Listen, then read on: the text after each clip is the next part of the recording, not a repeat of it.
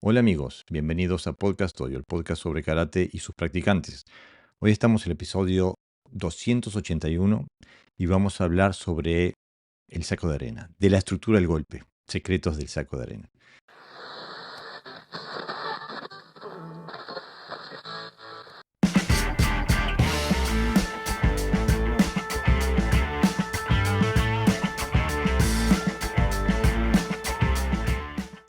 Y como siempre, para ayudarme en la tarea, tengo a José Navarro Sensei. Bienvenido al podcast Sensei, como siempre. Hola Jorge, buenas noches. Bueno, estamos en un domingo de verano, nuevamente intentando generar conocimiento, ¿no? Difundir conocimiento. El saco de arena es un tema que a algunos karatecas, depende de la tradición que sigan, a algunos karatecas le parece algo natural y a otros karatecas no lo utilizan nunca. Y la gran mayoría de los karatecas que no lo utilizan como una forma natural, pero que lo intentan usar, lo utilizan mal. Lo utilizan desde unos paradigmas para los cuales el saco de arena no fue diseñado, no fue pensado. ¿Qué decís, Pepe? Sí, aquí tenemos el mismo problema de siempre, ¿no? El karate está muy estructurado, tiene una técnica básica, muy, digamos, a veces contra natura, porque se busca otros aspectos, y a la hora de golpear se quiere pegar exactamente como se hace el Quijón, por ejemplo, ¿no? Y claro, digamos que el saco de esa manera, pues, está mal trabajado, está mal estructurado, no cumple los objetivos, ¿no? Del saco, sino que es un complemento más. Yo muchas veces le digo, si le das al aire y le das al saco, tiene que haber algo diferente, ¿no? No puedes trabajar con las mismas estructuras físicas porque hay un objeto ahí que te va a devolver el golpe, ¿no? Como decía Bruce Lee, ¿no? Que en este caso decía que la madera no devuelve el golpe, sí, el saco sí lo devuelve. Eh, bueno, el episodio sobre el Kihon ya lo hicimos, ¿no? Mm. Pero a lo que estás diciendo ahí apunta nuevamente a lo que está mal con el Kihon actual, que cuando tenés que ir a golpear en serio, tenés que golpear sobre algo, tenés que cambiarlo porque no te sirve, ¿no? Es que lo que pasa es que yo creo que los karatecas tenemos una cultura muy arraigada y llena de virtudes, pero también llena de prejuicios, por qué no decirlo, ¿no? Entonces, si cuando le pegas al saco de forma natural, el cuerpo se tiene que organizar, porque es como cuando tomas un bate de béisbol, ¿no? O sea, no hay estilo, hay una función, que es cómo utilizo el cuerpo para que la pelota vaya lo más lejos posible, ¿no? Sin embargo, el estilo determina las características del golpe y entonces no es como si no te puedes salir, ¿no? De esos esquemas tan fijos, ¿no? De la técnica. Y si te alejas, entonces se puede pensar, vamos, de hecho se piensa, que ya no es karate, ¿no? Que vas haciendo otra cosa, ¿no? Entonces hay un debate ahí entre lo que funciona y lo que es, digamos, el estilo o el karate, que a veces pues no hay un equilibrio sano, más bien hay un divorcio, ¿no?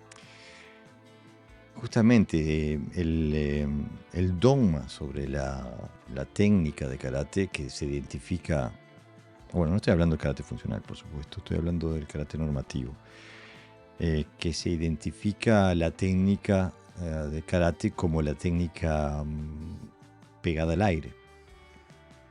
Cuando decimos que somos un sistema percusivo de pegar, de golpear, de patear, y no sabemos pegar, pegamos al aire y creemos que eso es pegar.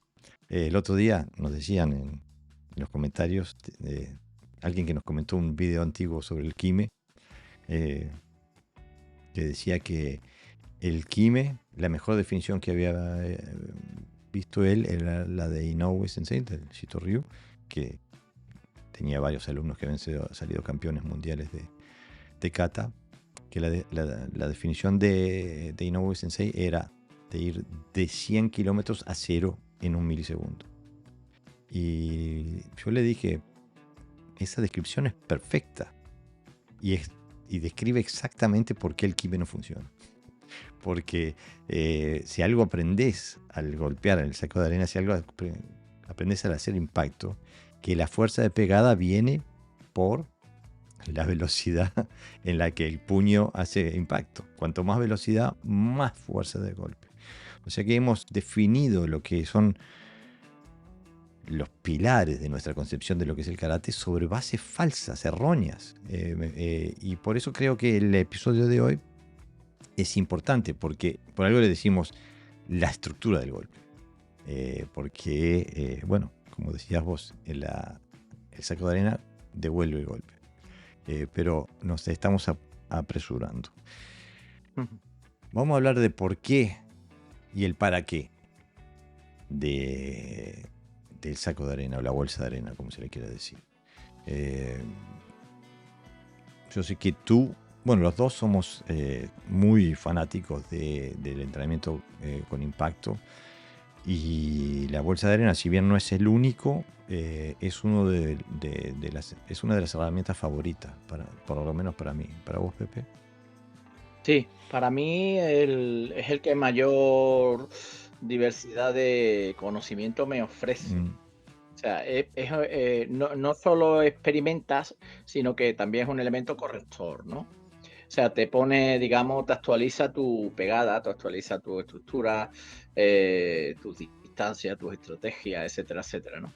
Es muy parecido al cuerpo humano, el saco, en líneas generales, los hay evidentemente más duros, menos duros, pero la altura también es parecida, ¿no? Con lo cual puedes jugar con las diferentes alturas, etcétera, etcétera.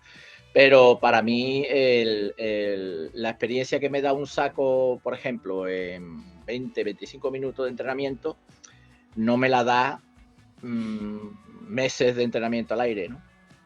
Claro.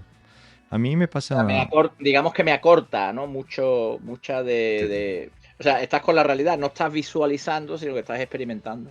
Claro, a mí justamente lo que me parece es que el saco de arena es una herramienta mucho más versátil y efectiva, porque justamente como decís vos, es un elemento corrector que te permite corregir una serie de elementos que son importantes para poder pegar con contundencia, y te permite trabajar ámbitos que, por ejemplo, la makiwara no te permite, porque te permite trabajar a nivel de distancia, de tiempo, de ángulos, etcétera, que la makiwara, al estar fija sobre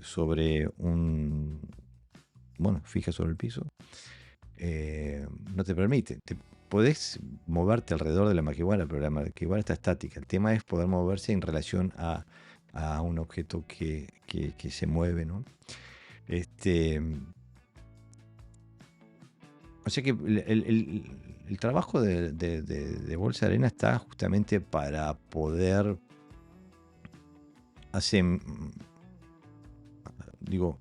asemejarse a una situación donde hay que golpear, y asemejarse en tanto también en el tiempo y la distancia, ¿no? Vamos a entrar más profundamente en estos temas, pero creo que es la herramienta más versátil para trabajar con este tipo de temas, ¿no? Otras herramientas como, yo qué sé, la makiwara o los petos, o como se le quiera decir, tienen ventajas específicas, pero desde el punto de vista general me parece que el saco de arena, en sus distintas expresiones, es de las herramientas más versátiles, ¿no? Antes de seguir, quería decirle a la audiencia que la idea era mostrarles unos videos hoy, de las cosas que vamos a hablar. Lamentablemente, a Pepe Sensei le llenaron el dojo de gente porque hay un campeonato de no sé qué allá en Sevilla, y Estamos en época de campeonatos de todo. claro, y como el dojo de Sensei está en el polígono de San Pablo, ¿no? Se llama. Sí, es un polideportivo, pero aparte de dos, yo no tengo allí sacos porque es una sala compartida, pero donde voy a entrenar, que si tengo sacos, allí se organizaba un evento. Ah, ok.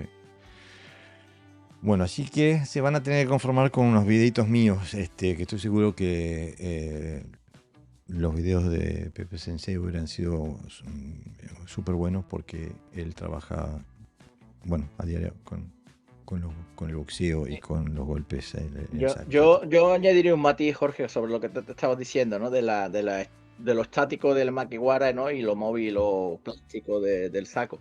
En las escuelas de boxeo, el saco no es un objeto, es un oponente. Mm, Entonces ya eso cambia mucho el paradigma, ¿no? O sea, yo no estoy estático pegándole a algo donde me puedo quedar tranquilamente parado durante un tiempo preparándome como el que hace un rompimiento y luego le golpeo, ¿no? mm, Aquí, como bien decías, el tiempo y el espacio importa. claro. Y por lo tanto, si te quedas mucho tiempo, estás diciendo que estás frente a la distancia bueno, donde el oponente te puede alcanzar, ¿no? Entonces, cómo miramos los objetos o los implementos, ¿no? Como hoy día se usa, que trabajamos también determina las metodologías de trabajo, ¿no? Y las Claro, estrategias, evidentemente. esto es un tema que intento actualizar en el dojo constantemente.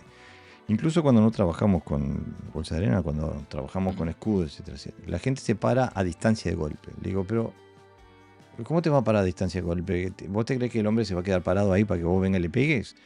Digo, es imposible. O sea, para aprender a golpear de forma efectiva hay que entrenar cómo entrar y cómo salir. O sea, hay que cómo moverse alrededor o los ángulos, etcétera. Todo lo que tenga que ver con el sistema de transporte para que despegue nuestro misil balístico, que es puede ser nuestro puño, nuestro pie. O sea que siempre en mi dojo hay un, ¿cómo es que se le decía en el Zen? Cuando un koan. Es, Una máxima, ¿no? sí, pero viste que en el Zen tiene el koan que tenés que Ujú, pensarlo. A veces, ujú. en mi dojo tenemos un koan que es: no podés avanzar para pegarle, tenés que avanzar para pegarle. Y justamente porque la gente avanza, llega al lugar y dispara. Pum, pum. Digo, no, no, no. Tienes que. El hecho de avanzar es la energía que haces para avanzar es la que dispara el golpe, ¿no? Y bueno, ese es el tipo de cosas que vamos a hablar hoy. Pero hay que empezar por el principio. Y es que, bueno, en el mundo del karate hoy, donde hay una realidad donde hay muy poco impacto, cada vez menos, la forma de hacer un puño cada vez es menos importante, se le presta menos atención, porque como haces impacto no pasa nada. Ahora, si vas a golpear un saco de arena y haces impacto con un puño mal formado, mal estructurado, bueno, ahí vienen las lesiones, los esguinces y bueno, hasta las fracturas pueden venir. Les hice un videito para ver cómo puede ser. Hay distintas formas, distintas escuelas. Mientras te protejan y tengan la estructura suficiente como para poder dar la energía y recibir la energía que recibes a través de tu estructura cuando haces impacto, están todas buenas. De esta forma la hago yo, por lo menos. ¿Ah? Que lo que me interesa es mantener bueno, que la línea de la mano siga la del brazo, y mi estructura va basada sobre el nudillo del dedo índice, exactamente. O sea que intento mantener esa estructura, y como verán después, y intento también que el pulgar me apoye esa trinidad de los dedos de la mano. Ahora después van a ver, y esto podríamos discutirlo también ya que estamos, Pepe. Incluso en esta parte del video me parece que se ve un poquito. Creo que aquel que que esté acostumbrado a unas reglas muy estrictas de lo que es el Seiken, no hay, pero cuando extiendo el brazo van a ver que alguien se va a quejar. Y se va a quejar porque cuando yo pego no hago un Suki totalmente recto expresado, sino que siempre lo dejo, viste, ahí bueno, se cortó demasiado temprano, pero no pego así, siempre pego así. No estoy ahí, siempre estoy ahí. ¿Cómo pones cómo haces la rotación de tu puño cuando hablamos de un Suki? Después hay variantes, puede ser Tatsuki, yo qué sé, lo que sea. Pero Yo la rotación la hago igual que tú. Mi puño no está hacia el tándem, sino que está hacia el codo. Es decir, ligeramente girado. Porque eso hace que los dos nudillos principales, los kentos, los seiken, como quieras llamarlos, los kentos, son los que golpean. Y golpean esos dos puños porque son la parte más fuerte de la mano, ¿no? Cuando cierras el puño, no es lo mismo pegar con el meñique que pegar con la estructura más sólida en este caso, ¿no? Y esto es universal, es decir, a ti te ve golpeando en un gimnasio de boxeo con el puño de cualquier manera y lo primero que te dice es que golpee con los dos nudillos, ¿no? Claro. Y para golpear con los dos nudillos y mantener la conexión, que es importante, tienes que rotarlo un poquito en este ángulo. No sé exactamente, vamos a ponerle que serían 20 grados o algo así. Y porque además esa misma estructura que tú has hecho, porque cuando hablamos de estructura del puño, casi todo el mundo va a pensar en Suki solo, o sea, en golpes directos. Pero es la misma estructura, lo que varía es simplemente la colocación del codo. Pero fijaros, si yo bajo y extiendo mi puño, no sé si se ve, mi puño mantiene esa línea de fuerza. Siempre. Porque como es el óptimo, cualquier desviación sería menos óptima, ¿no? Claro, lo que cambia es el vector, la línea, Exactamente. pero la estructura no varía. Y esto ya es,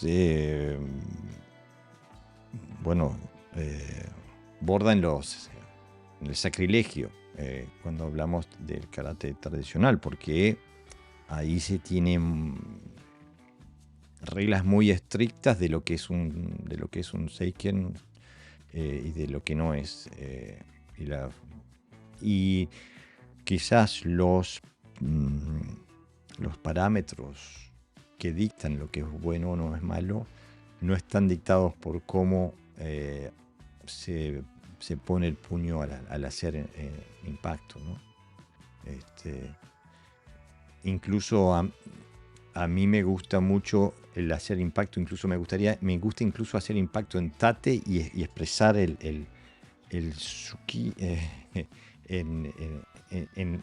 después del impacto, ¿no? En la penetración que se le hace. Quizás el Suki normal sea porque es la expresión máxima de lo que sería si estuvieras penetrando completamente, no sé. Pero entrenarlo... Esa última rotación creo que tiene mucho que ver también con el pinchazo de lo que hablamos del kendo, ¿no? De la espada, ¿no? De esa penetración final, ¿no? Pero en realidad es un impacto seco. La penetración, hay una forma de penetrar cuando se trabaja sobre el hígado, pero es como más, como una zona más blanda, no es penetración por empujón, sino es penetración por como una especie de roce, ¿no? Habría que estar frente a alguien para verlo, pero es como si explotara dentro, ¿no? Porque crea como una bolsa, ¡plá!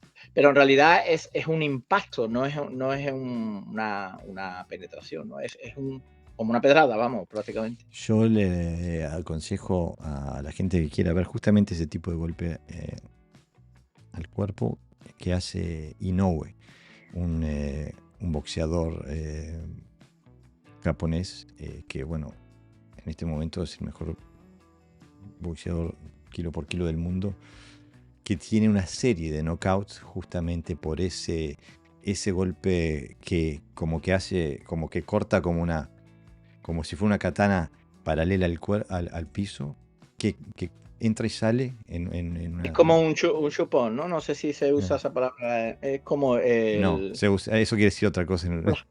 Vale. Sí, es como una ventosa, ¿no? Que esto, que es el aparato técnico que se pone para desatascar, ¿no? Que hace ¡papá! Entonces produce ese vacío y es tremendo. Yo recibí un par de ellos y no aconsejo que se te llegue. Y la sensación que da es esa, ¿no? De que entra y sale, no que entra y penetra, ¿no? Entra y sale, exactamente. Bueno, eso también se puede entrenar. en una bolsa de arena sin problema. Claro, no, además es ideal para entrenar ese tipo de golpes, precisamente el saco, ¿no? Porque eh, el saco tiene diferentes superficies, ¿no? O sea, por arriba no es tan pesado como por abajo, y entonces, bueno, tiene para entrenar de sobra ese tipo de movimiento. Bueno, el tercer punto que queremos hablar antes de empezar a hablar del saco de arena es el hecho de la estructura corporal y la cadena cinética que creamos a través de una estructura corporal correcta. Entonces, me parece que tenemos que identificar cuáles son los puntos importantes para tener una estructura corporal correcta, Pepe. Empieza tú. Hombre, el cuerpo tiene que ir coordinado en la dirección de la fuerza, es decir, no puede ir un pie para un lado y la cadera para otro, el brazo para otro, ¿no? Entonces, eh, no hay que olvidar que aunque peguemos con los puños, podemos trasladar también esto a las piernas, ¿no? El primer movimiento energético se produce en las piernas. Por lo tanto, si ahí esa estructura no es correcta, ya la cadena se rompe. Entonces, si dividimos el cuerpo en dos, podremos decir que el tren inferior, el coxis, sería el motor, y el tren superior hasta los brazos de pegada serían la dirección, digamos, ¿no? Como uno es motora y la otra es direccional. Sí, bueno, estoy de acuerdo. Creo que cuanto más avanzado... Ay, suena mal esto. Como que dejo implícito que yo soy avanzado. Y no lo soy. Soy un estudiante, pero cuanto más niveles vas sacándole la cebolla, más hojas la vas deshojando, te das cuenta de que después empieza a haber un montón de motores que trascienden las piernas, ¿no? Eso lo sabes tú de sobra, de recontra sobra. Pero al principio me parece que está bueno decir como lo decís vos, Pepe, en el sentido de que, bueno, cuando vas a pegar, especialmente cuando vas a empezar a pegarle a la bolsa, bueno, puedes empezar viendo tus piernas. Estoy absolutamente de acuerdo, hay que empezar siempre de abajo, del suelo para arriba, ¿no? Creo que una cuestión que puede también ayudar a pensar más o menos en la misma dirección es pensar que los puntos de fuga de energética son las articulaciones. O sea que hay que tener en cuenta cómo las articulaciones conectan las distintas partes del cuerpo y estar en conciencia de cómo se transmite la energía de una parte del cuerpo a la otra en la conjunción de la articulación para no tener fugas, ¿no? Eso es lo más común. Incluso, bueno, para eso tenemos otro tipo de entrenamiento, como por ejemplo entrenar kata para descubrir ese tipo de fugas e ir minimizándolas. Que después lo vamos a hablar, creo que lo dijiste tú ya al empezar, que bueno, que este tipo de cosas, el saco de arena te las hace descubrir inmediatamente, ¿no? Si tienes fugas energéticas, estructurales. Estoy completamente de acuerdo con lo que decís en ese sentido también. Creo que también es importante empezar a pensar en la posición del hara, como le podríamos decir, o si no, el ángulo de la cadera en relación a la columna cerebral. A la columna cerebral. Por favor, hoy no puedo hablar, pero a la espina dorsal, el hecho de que no tengamos la cadera hacia atrás, pero agarrada, ¿no? Agarrando despacito, ¿no? De sostén, ¿no? Sí, en el karate siempre decís agarrar a alguien y estás así. ¡Ah! No, es exactamente de sostén, ¿no? Es que ese punto de tensegridad que tiene que tener la cadera, Jorge, es necesaria porque recordemos que karate está lleno de técnicas, ¿no? Sin embargo, por ejemplo, cuando uno hace un oizuki al aire, una técnica al aire, un oizuki, la cadera ahí no tiene problema porque va en la dirección de la fuerza, es decir, va en la dirección del puño. Pero si yo te digo, dame un mawashi-zuki, si la cadera no tiene ese punto de flexibilidad, ¿no? de que está bien, bien encajada, ¿no? Que une la parte inferior y superior del cuerpo, pero no tiene esa holgura. Hago la cadera para adelante y el brazo para el lado, ¿no? Mm, Por ejemplo, ¿no? O sea, es como todo para adelante menos uno. Hay una falta de coherencia de energía o de fuerza, ¿no? Mientras que si la tienes flexible, la cadera lo que hace es que mantiene esa estructura, esa orgánica, pero se adapta a la demanda, ¿no? Por eso es una estructura viva, no es una estructura rígida. Y eso el saco te lo chivatea, si se me permite esa palabra, pero al momento. O sea, incluso te lo chivatea tanto que cuando tú vas con la cadera para adelante y con el brazo circular, te destrozas el hombro claro. porque está roto, ¿no? Está roto. Entonces, esa flexibilidad a que te refiere la cadera es porque te permite diversidad de movimientos, ¿no? Y habla de puño, habla de codo, habla de con el hombro, pegar con el hombro, ¿no? Etcétera, etcétera, y cualquier movimiento que tenga que generar energía. Y por eso que acabas de decir en este instante, es que cuando yo veo gente haciendo kata, interpretando esto como un suki, o como un kagisuki, o como un mawashi suki, como le quieras decir, un mawashi uchi, sé que no pegan, o sea, no hacen impacto, porque como tú dices, hacer esto, o sea, tener el cuerpo en esta dirección, la cadera en esta dirección, y estar haciendo esto, haciendo impacto acá, te arrancas el hombro. Y la bolsa de arena te lo hace saber inmediatamente. Bueno, este tipo de cosas se caen de maduro cuando lo haces en la bolsa. Por ejemplo, una de las cosas más comunes de gente que pega al aire, cuando le pegan a la bolsa de arena, ¿qué pasa? Clic. Se les va la muñeca, ¿no? Y vienen los esguinces de muñeca y bla, bla. Porque no tienen la fortaleza suficiente como para cuando hacer el impacto poder mantenerla. Incluso como no están acostumbrados a hacer impacto, tampoco tienen la estructura. Entonces, como tienen fugas, por ejemplo, hay mucha gente que en vez de pegar así, pega así. Pega como si fuera a hacer impacto acá, en el medio de la mano. Y este nudillo lo está apuntando para un vector diferente. Y es ahí donde empiezan a pegar así. Y donde vienen las lesiones. Hay que empezar a trabajar lento para estructurar bien la muñeca, que se vaya acostumbrando al impacto. Y también trabajar la precisión, ¿no? Con qué nudillo le doy, porque otro error común no es solo doblarse la muñeca, sino el dedo meñique, como el nudillo del No. dedo meñique, cómo se quema, ¿no? Te vienen y te dicen, mira, te enseñan el puño y tiene todo el dedo meñique, ¿no? Quemado precisamente de la falta de precisión, pues de pegar con esa. Entonces, cuando pegas con estas zonas rosas, como además el saco redondo, empiezas a rozar y a quemarte, ¿no?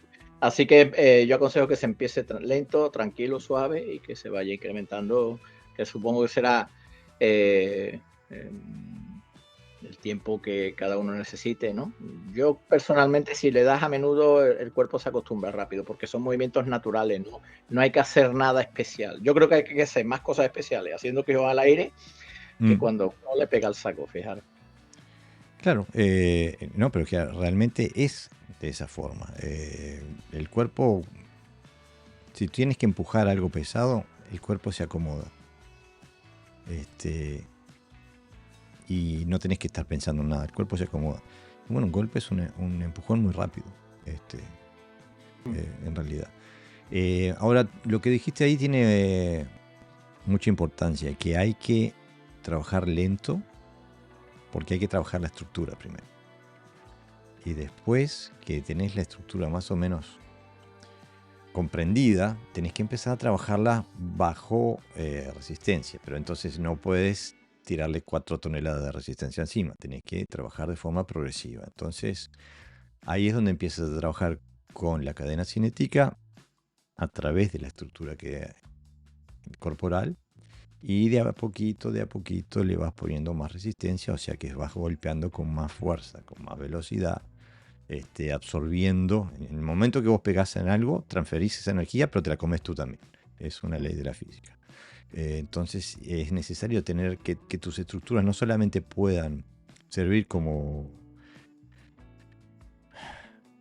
fundamento de generación de energía, pero tienen que servir también como fundamento de absorción de energía, porque toda la que entregues te la vas a comer tú también. Y ahí es donde se lastima la gente, ¿no? ¿Qué decís tú sobre, cuál es tu opinión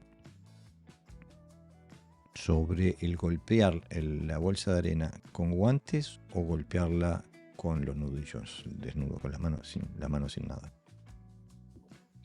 Depende del objetivo. Si es un objetivo deportivo, evidentemente tienes que entrenar con guantes, porque el guante tiene mucha superficie y entonces hay que saber pegar con guante, que no es fácil. Mucha gente se harta de pegar al otro golpe y no le hace nada porque él no le pega con la zona adecuada, a lo mejor le pega con todo y no le golpea mal, ¿no? Que incluso es horrible. Entonces el guante es una medida de protección realmente.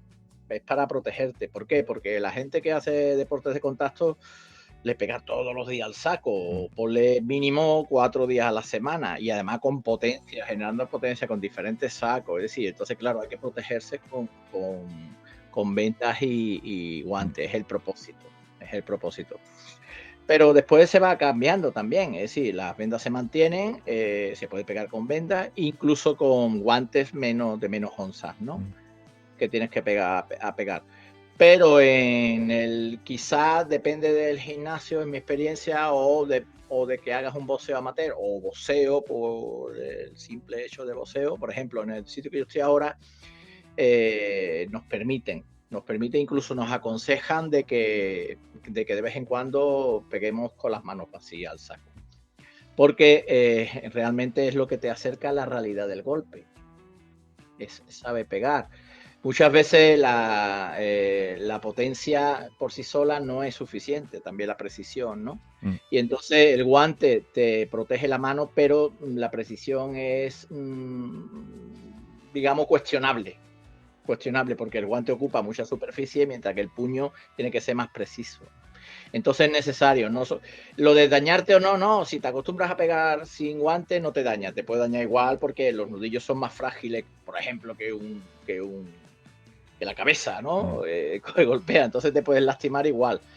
Pero evidentemente, si quieres trabajar la precisión desde el punto de vista de la marcialidad, es conveniente. Y evidentemente la seguridad también, ¿no? Que aporta de que tú sabes pegar sin tener que llevar guantes por la calle, ¿no? Que llegue alguien y te diga, espérate que me voy a poner guantes y ahora te voy a pegar. O sea que es en realidad ya te digo, es la gran diferencia, ¿no? La gente cree que los boxeadores no saben pegar con los guantes y yo digo, pues no dejes que te pegue porque se entrena sin guante. Lo que ocurre es que los entrenamientos se entrenan con guante, evidentemente, sobre todo a la hora de competir para no dañar en exceso al oponente y tampoco dañarte tú. Pero saben pegar, sin guante, ya te lo digo. Yo yo nunca pegué con guantes. Pegué toda mi vida sin guantes, ¿no? Justamente con esa perspectiva de la funcionalidad y de que justamente que en la realidad no voy a andar con un guante encima. Y como nunca tuve aspiraciones deportivas o nada, siempre entrené sin guantes. Y justamente, bueno, he entrenado en varios lugares donde hay gente que entrena con guantes. Y es otra cosa, ¿no? Pegar con guante de boxeo sobre un saco de arena y pegar con la mano desnuda. Y como vos decís, la sensibilidad para mí es muchísimo más grande con la mano desnuda, o sea que puedo sentir lo que estoy haciendo, tengo una mayor conexión con lo que hago. Ahora, no nos vamos, todo es según lo aprendas, ¿no? Estoy absolutamente convencido que un boxeador que haga esto 4 o 5 veces por semana, no tiene problema en hacerlo con guantes, ¿no? Pero yo siempre tuve esa posición de que para el universo en el que yo me estaba preparando era mejor no entrenar con guantes. Yo quiero decir un matiz. Yo no aprendí a pegar en boxeo. O sea que yo toda la vida he pegado al saco sin guante, como te pasa a ti. No, en el dojo mío original, donde con mi maestro, nosotros teníamos un saco allí que lo usábamos a menudo y pegábamos unos trayazos. Y yo en mi dojo, en el dojo azul que tú decías, ahora quiero poner alguno aquí. Tenía un saco enorme y pegaba con las manos desnudas. Claro. Sí, y machacábamos con las manos desnudas. En boxeo es diferente porque, bueno, por lo que te decía, ¿no? Por una manera de proteger las manos, porque le pegas todos los días, no sé qué.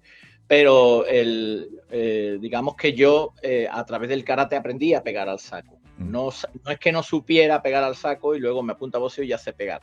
Lo que sí me ha aportado es técnica, mejora por las metodologías que tienen, por pura necesidad. O sea, Es lo o que sabes hacen. pegar, o sabes pegar, o sabes pegar, ¿no? Bueno, pero Entonces, lo me que ha dices, mejorado la técnica, pero yo ya sabía pegar sin guante. lo que dices ahí, lo que está implícito en lo que dices ahí, y que realmente nuevamente es algo que me entristece sobre lo que le ha pasado al karate, es que puedes pasar una vida por el karate sin saber pegar. Bueno, otra de las cosas que es buenísimo del saco de arena es que es un muy buen maestro, ¿no? Tiene todas las virtudes que tiene una makiwara y tiene más.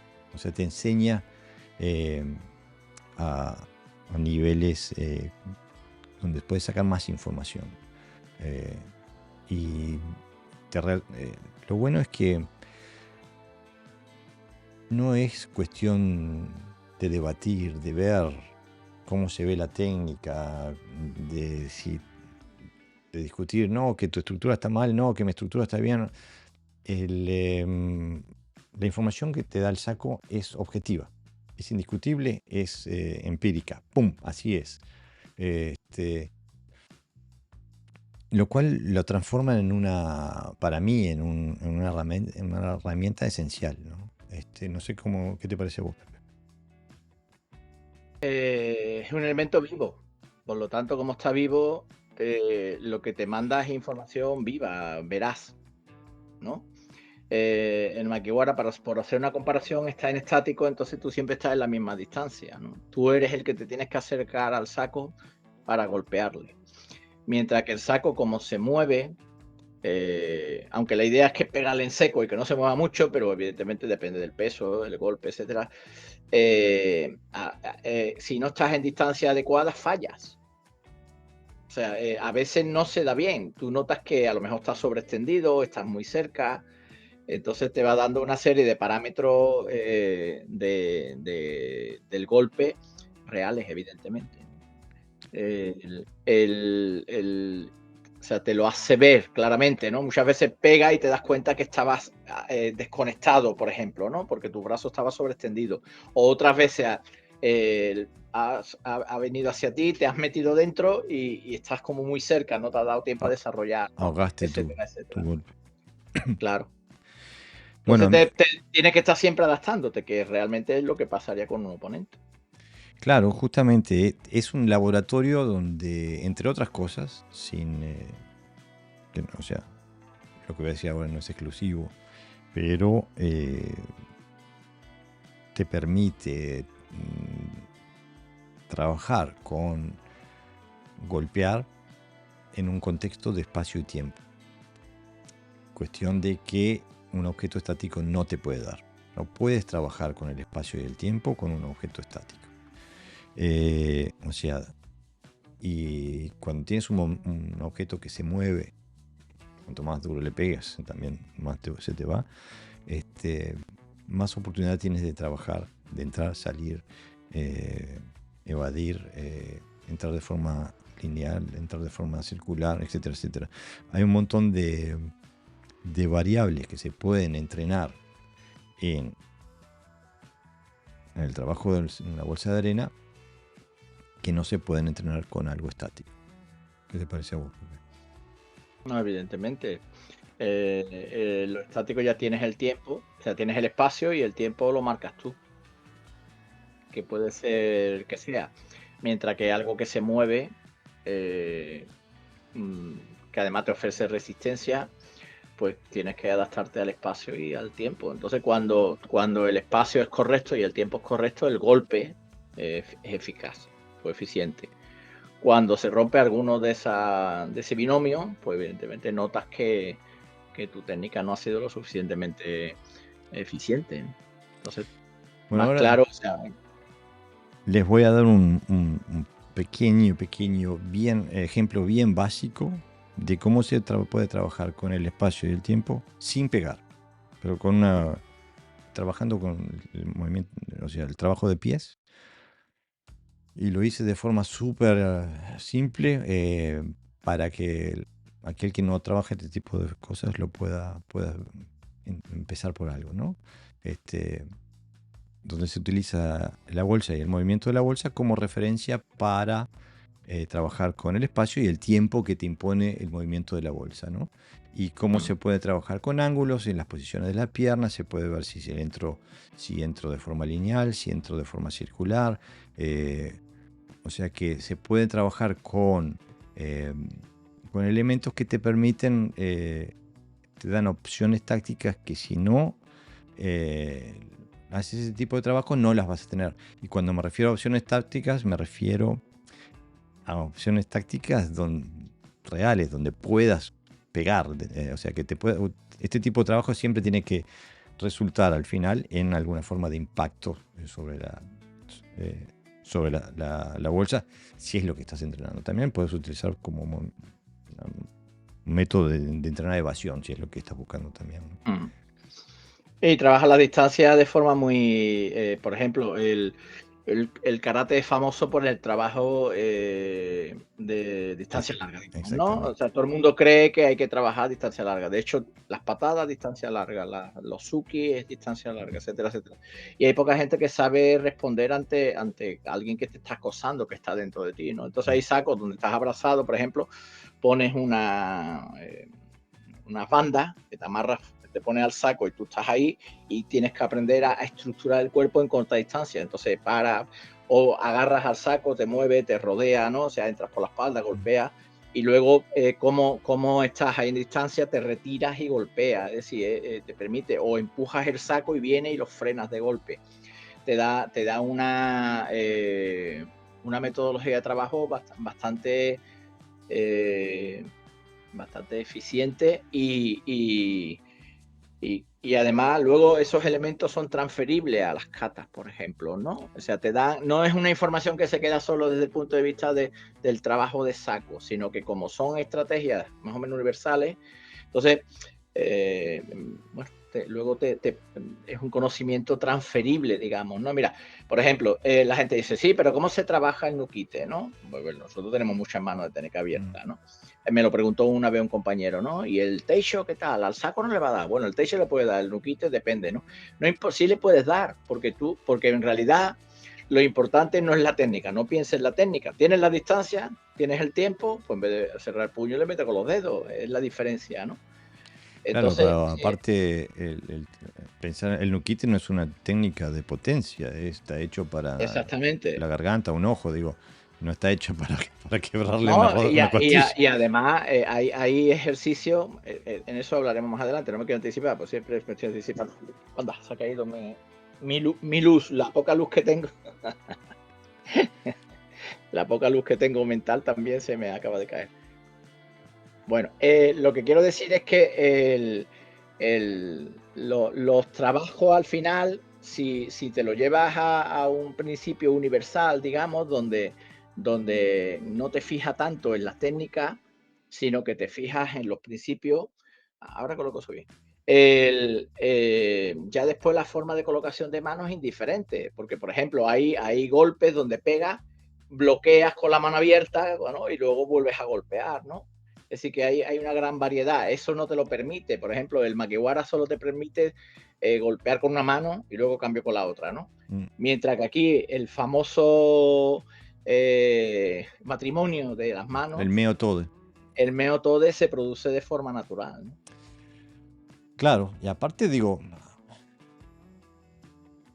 bueno, ahora les voy a mostrar un pequeño ejemplo, pero se puede, para mí el kata nos permite, nos da una serie, un contexto técnico que, digo, no todo lo que hacemos en el kata es de traducción directa a la bolsa, porque no todo lo que hacemos en el kata es percusivo, ¿no? O sea, Claro. hay que tener eso en cuenta también, pero incluso yo me animaría a decir que más de la mitad de lo que hacemos en un kata no es percusivo. Y eso en el oído del karateka suena, ¿cómo? Si lo que hacemos nosotros es 100% percusivo. No, no es así. Pero de todas formas, digo, hay una serie de elementos técnicos percusivos dentro del kata que son transferibles de forma directa a la bolsa. Es más, creo que de los elementos percusivos de un kata son casi todos traducibles a la bolsa. Y como decías vos, Pepe, se puede trabajar con el medio todo, se puede trabajar con un jiquite natural, cosa que no se puede hacer cuando se trabaja en una maquiguara. Si usas el jiquite, traes la mano vacía. Y traer la mano vacía, pegar un jiquite con la mano vacía y pegar un jiquite con una mano llena, son dos cosas absolutamente diferentes. Y les quiero mostrar un video porque este es el trabajo de bolsa que nos imaginamos cuando somos karatecas. Y que es relativamente correcto. Yo no soy un crack ni nada que se... Pero es el tipo de trabajo que nos imaginamos cuando trabajamos con bolsa. Bueno, acá yo no pateo ninguna vez, pero también un karateka podría estar pateando.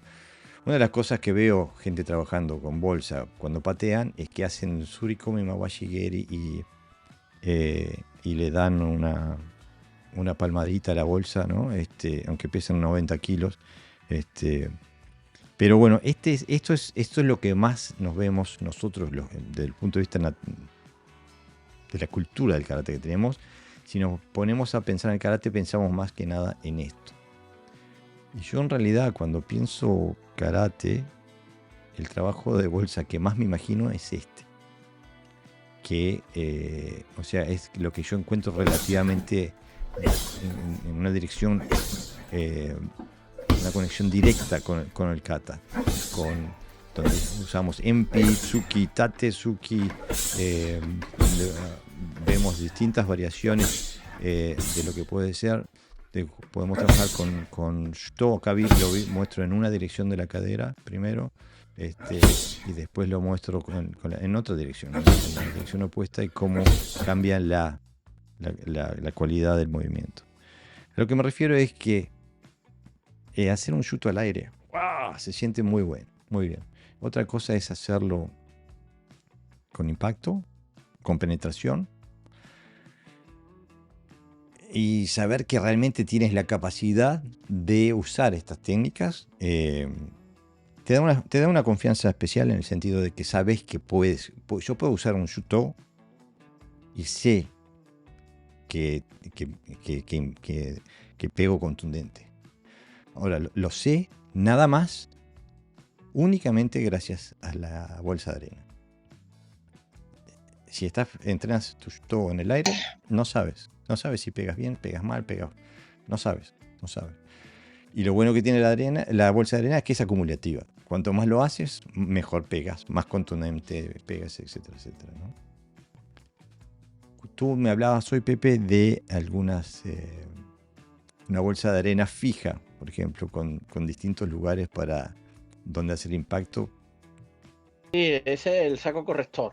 Eso se llama el saco corrector, que es como una especie de makiwara, pero que tiene como pequeñas dianas, ¿no? Me refiero a makiwara porque está estático, es decir, eres tú el que te tienes que mover, el que te tienes que adaptar, ¿no? Hay dos tipos de trabajo. Uno es cuando el otro está fijo y tú tienes que moverte, que ocurre a veces, ¿no? Y otra es cuando el otro se mueve y tú estás fijo, es decir, o me muevo yo o se mueve él, ¿no? También los dos, evidentemente, ¿no? Son diferentes formas de trabajo. Entonces, en ese tipo de sacos, que se llama saco de pareo o saco corrector, como nosotros decimos, lo que hace es precisamente buscar la precisión del golpe, no tanto la potencia, aunque el saco está bastante duro, y entonces se trabajan las dos cosas, se trabaja la potencia y la precisión, dos elementos principales para ser eficaz, ¿no? En un golpe. Entonces te obliga también, te marca los tiempos, porque no se trata solo de tocar, sino de tocar bien y de golpear con fuerza, y luego hacer otro movimiento, a veces combina, a veces das uno solo, es decir, trabaja sobre el elemento principal, que es precisamente la precisión, ¿no? Cosa que en los katas se ha olvidado un poco, porque cuando se trabaja la precisión se refiere a la precisión del gesto, es decir, cómo me quedo en el punto final. Mientras que aquí el trabajo de precisión se refiere a cómo utilizo correctamente la técnica, que cada técnica vaya a un objetivo claro, a una parte del cuerpo específica, ¿no? Y no que lanzo todos los puños a la altura del pecho, por ejemplo. Y lo bueno de ese tipo de herramientas es que te permite trascender el puño, te permite trabajar con distintas armas, distintas técnicas, por así decirlo, que puedes conectar directamente con tu kata. Ahí las técnicas, la táctica de las técnicas voy a hablar ahora de asalto, digamos, ¿no? De golpes, ¿vale? Se puede trasladar también a otras, ¿no? Pero claro, la otra depende de que alguien, o sea, yo para hacer una defensa tiene que atacarme a alguien, no se la voy a hacer al aire. Mientras que estas, digamos, que dependen de mí. Algo que depende de mí, hay dos formas de trabajar la técnica. Una es, si quiero hacer un circular, lo puedo hacer de dos maneras. O desde el sitio y adapto el cuerpo para colocarse en una estructura concreta que me permita dar un golpe circular, o me muevo de ángulo para, digamos, alcanzar ese objetivo, ¿no? Eso en Iaido, por ejemplo, se llaman las líneas de corte. O sea, si yo quiero cortar de una manera, mi cuerpo tiene que estar ordenado en esa dirección, porque si no, la katana pues no corta limpia, ¿no? Entonces, por ejemplo, los ángulos laterales están muy separados, ¿no? Del centro. Entonces, los directos más o menos son fáciles, pero cuando tú quieres pegar un circular, tienes dos opciones. O adaptas el cuerpo y pegas desde ahí el circular, o te mueves para buscar el ángulo o la línea de fuerza y golpear, ¿no? Entonces, es un trabajo muy interesante porque tiene que estar constantemente adaptándote, ¿no? Digamos que te lleva la técnica a un nivel de funcionalidad superior porque te obliga, te está obligando, ¿no? Tienes que salir del cuerpo del otro para pegar por aquí, pego por abajo, golpeo, entro. No es simplemente arrojar la técnica en sí mismo, el objetivo no es tanto la potencia, sino la línea de corte, ¿no? Le podemos llamar de esa manera, ¿no? Entonces te abre el campo del ataque a una dimensión que normalmente en el Quijón del karate y en las katas no se contemplan, no porque no estén, sino porque es una no es la información metodología correcta. que no es la metodología exactamente. Lo que sí hay que tener en cuenta que no hay que caer en el error de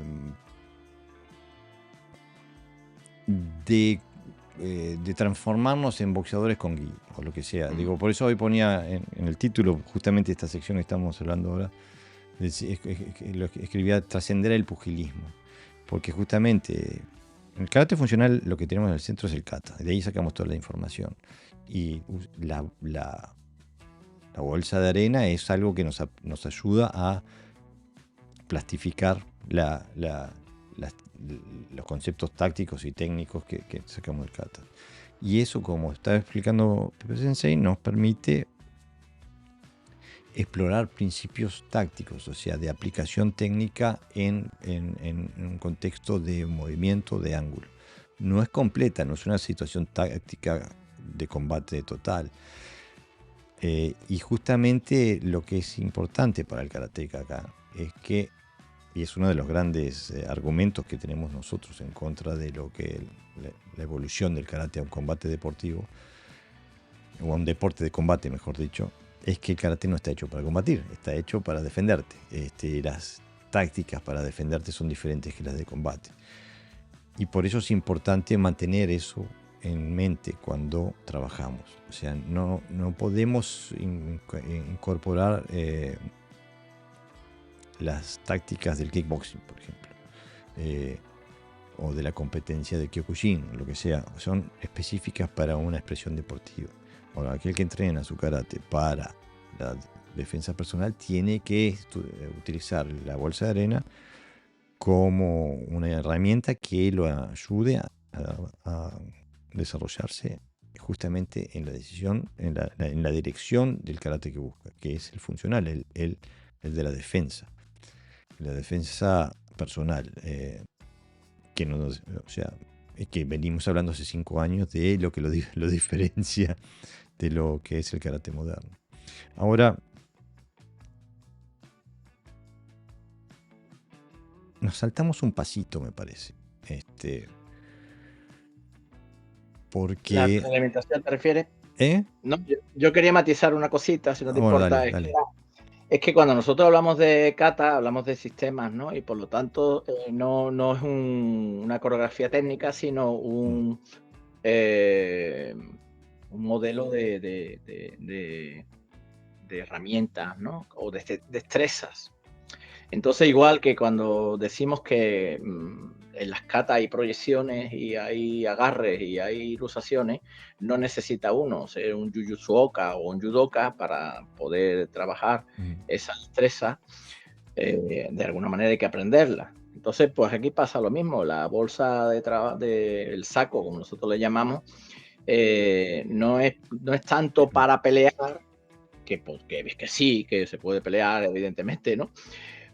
Que le deja al saco no te da atributos marciales, te puede dar técnica como te puede dar un kata, es decir, no te enseña a pelear, pero sí te da una serie de destrezas que puede ser utilizada, pues en este caso, en el contexto de la defensa personal, como nosotros decimos, ¿no? Porque al fin y al cabo no es defenderse y pegar, sino es defenderse y pegar, o sea, de que el otro ya no quiera volver, ¿no?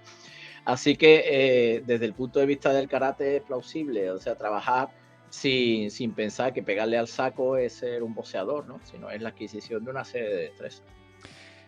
Para complementar lo que dice Sensei Pepe, digo, si que realmente crees en el Iken Hisatsu, entonces tienes que golpear, tienes que darle a la bolsa de arena. Pegándole al aire no lo vas a lograr. Pero el pasito que creo que nos saltamos, porque tanto en lo que decimos como en el video que mostré, estábamos mostrando combinaciones en algunos momentos. Y bueno, como todo tiene que ser paulatino, ¿no? Empezá con golpes aislados, donde puedas trabajar con la estructura de la energía. Después quizás combinaciones de A2, después quizás combinaciones de A3, digo, bueno, de A4, bueno, todas las que te puedas después, ¿no? Pero paulatino, no hay que salir como un loco a manosear un saco de arena, una bolsa de arena, porque entonces la herramienta no te sirve, ¿no?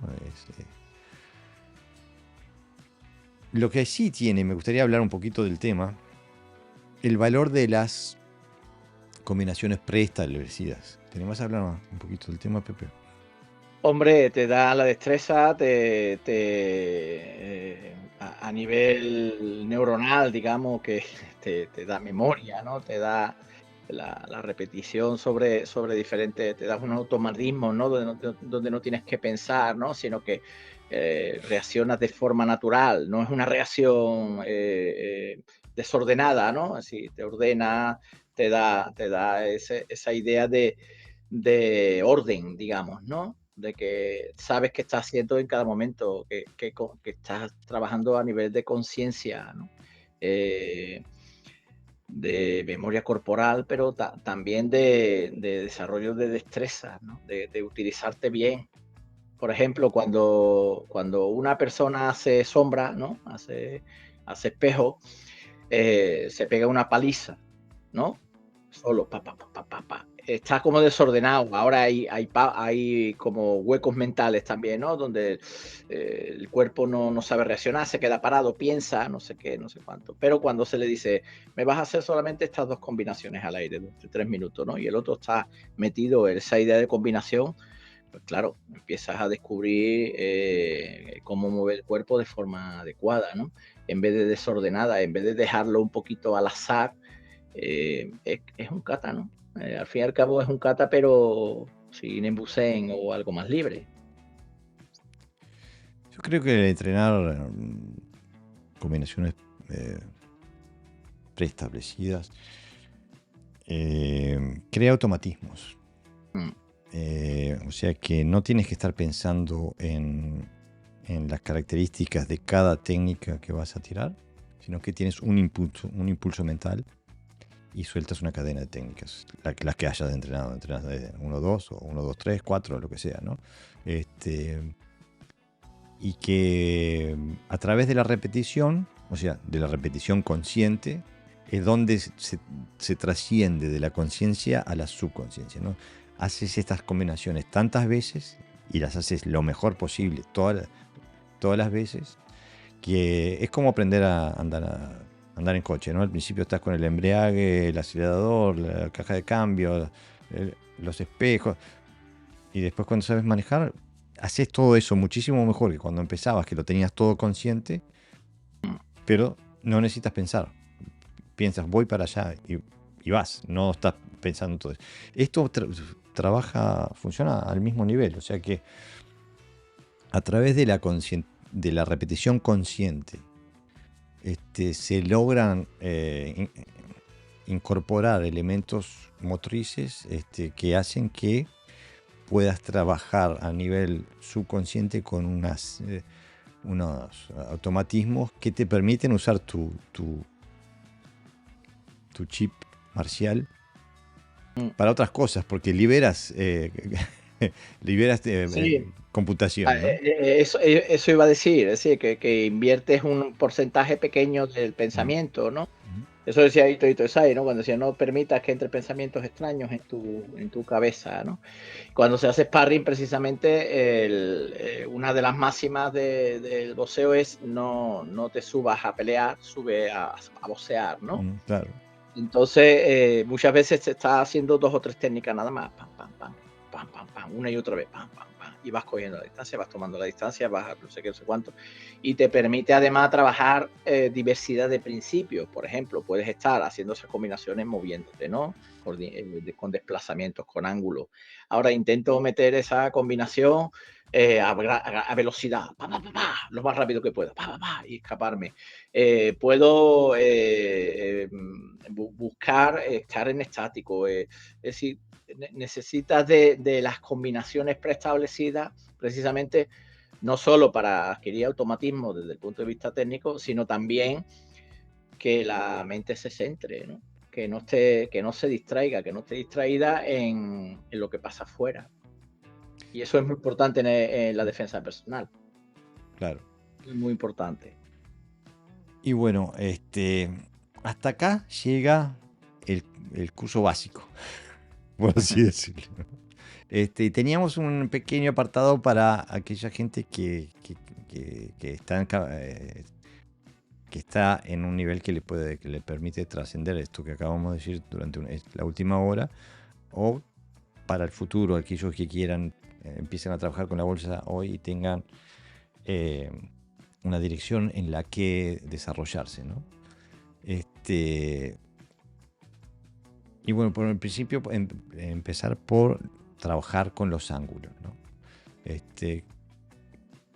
Yo en mi dojo lo que hago normalmente es que trabajamos con los ángulos sin una referencia, o sea, solo trabajando en el piso, ¿no?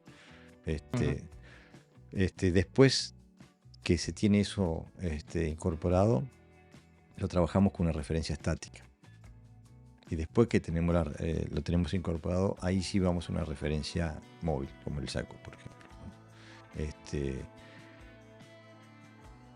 Porque saltar directamente al estudio de los ángulos con un saco, a la vez que tenés que pegarle, se te puede complicar, se te pueden enredar los pies.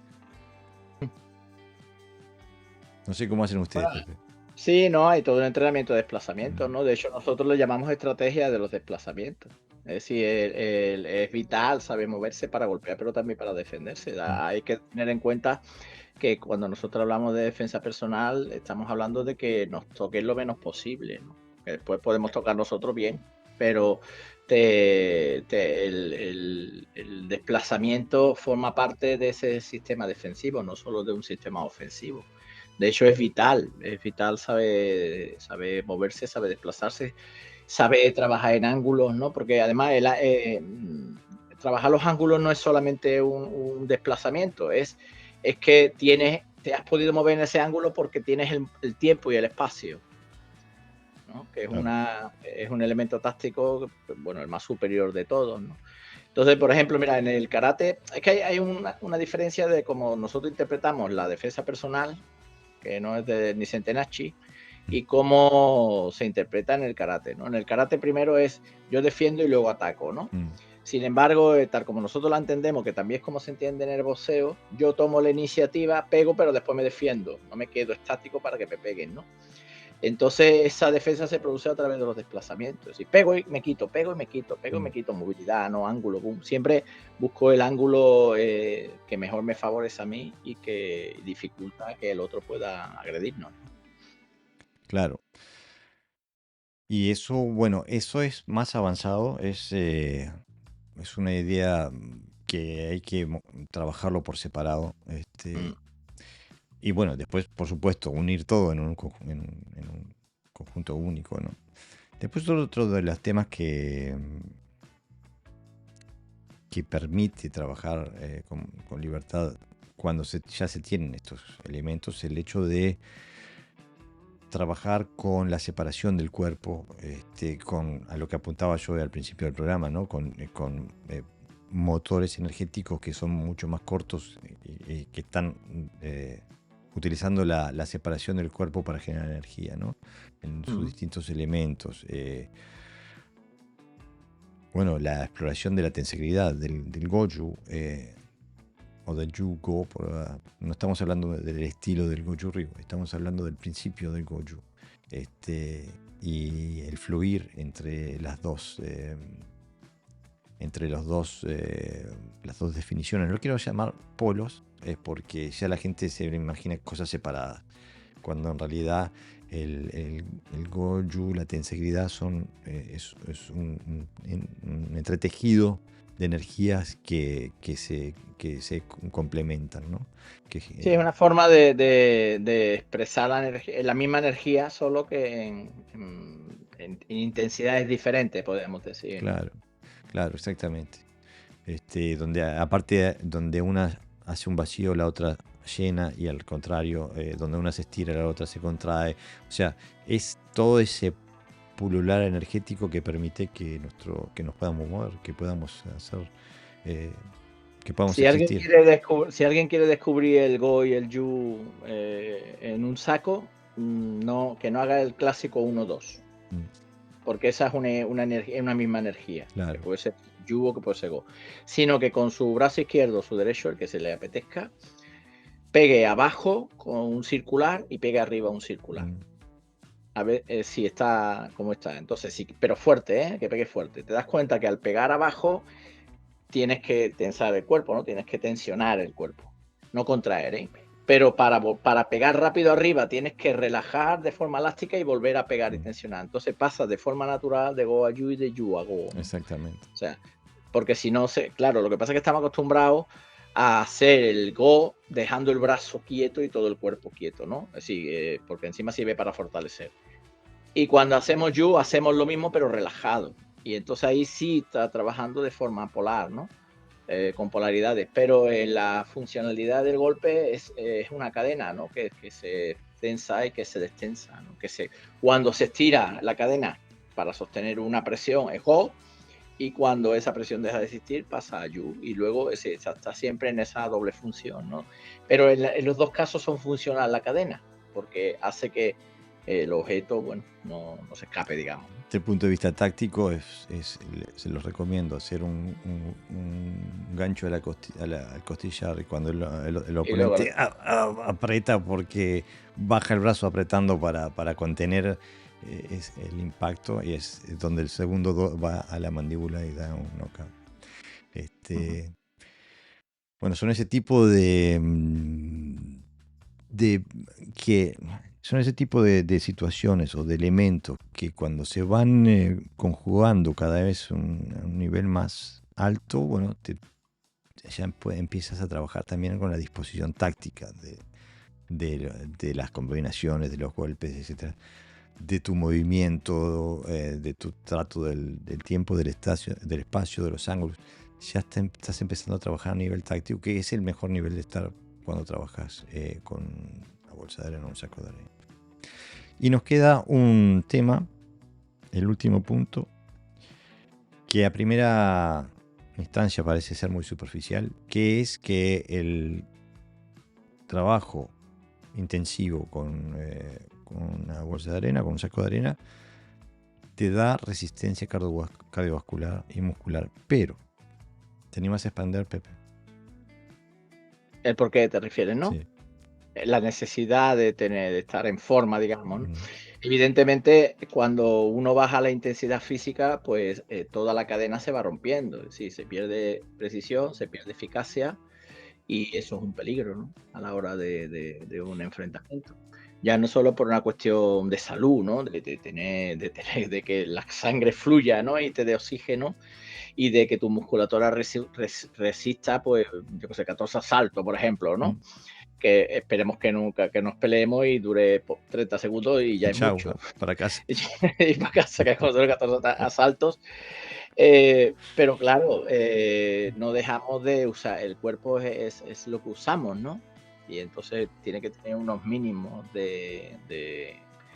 para que la técnica sea eficaz, ¿no? Si no oxigeno bien, la información que llega al cerebro es más lenta, los golpes duelen más cuando estás cansado, te duelen más, es más difícil controlar a una persona cuando estás debilitado, cuando tu resistencia física también decae, o sea, tu muscular, pues evidentemente pierdes precisión, pierdes movilidad, etcétera, etcétera, ¿no? Entonces el saco da este extra.